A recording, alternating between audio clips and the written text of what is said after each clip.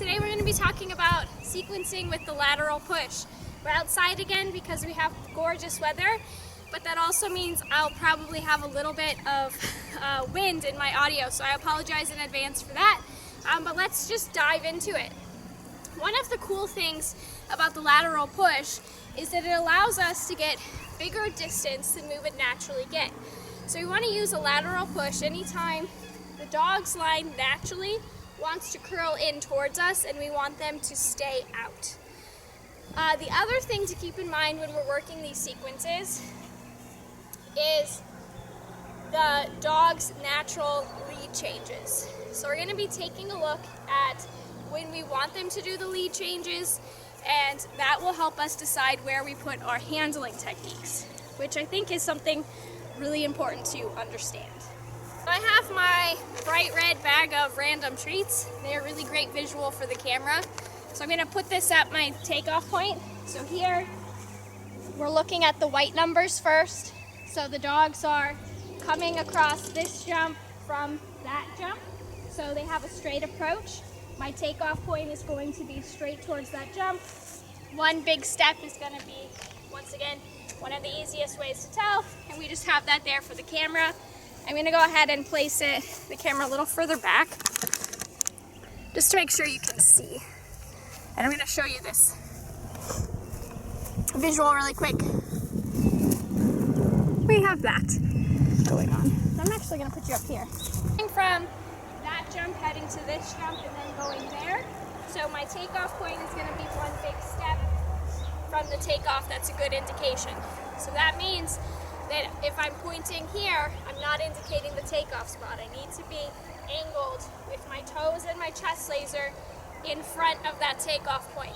Keep in mind, anytime I'm mentioning takeoff point, I'm talking about the dog's takeoff point if they're to extend the jump. So that means if they were to continue forward into that nothingness, or in this case, heading to the tunnel. So if I were to just run this, I release and I move, it's where they would be taking off from if we were just continuing forward. In this case, I want to see them put in an extra stride before that takeoff point to collect. So we're always pushing this one because without that information, the latest one stride before that, so way back here, they will just take off in extension. Talk about the leads in the beginning here to explain why the cross is happening on the landing side rather than the takeoff side of number 3.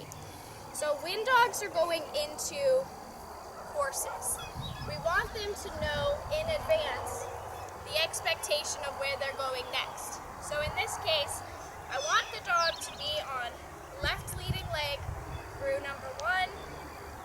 So I am on their left side.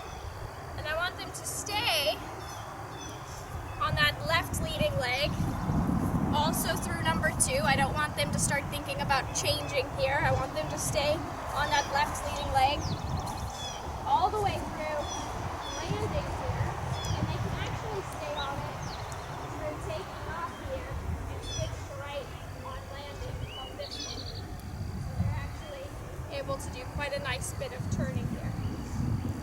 So by doing my side change over here, it allows the dogs to stay in that correct side change, or correct leading leg through this jump. So I'm going to be leading out over here. A really important fact for the lateral push is that the dogs have to see your legs. If they don't see the step, it's like it didn't happen. So I'm going to be setting my dog up, making sure they can see 1 to 2. I'm going to be off to the side. They're going to be able to see me through number 1, but they should take number 1 because it's in front of them. If for some reason your dog isn't wanting to take number 1 and coming directly to you, take a look at the diagonal jump offering video. That will help you with that. But they should be thinking about taking what's in front of them, so I shouldn't have to step for number 1. But I do need to step for number 2. Because if I'm over here, they're landing number 1 looking at me, and they're thinking of coming in. So I'm going to be close to my number 3, pushing the line between 1 and 2. So I'm going to release the dog,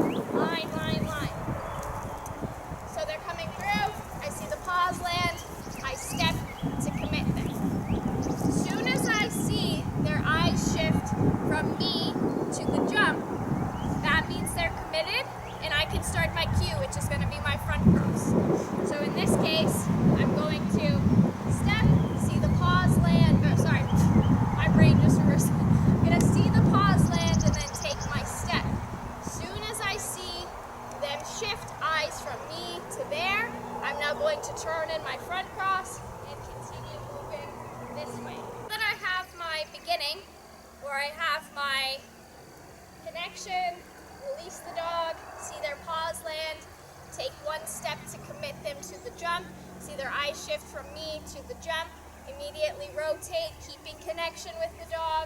I'm traveling, keeping connection to the dog. My chin should be towards my shoulder.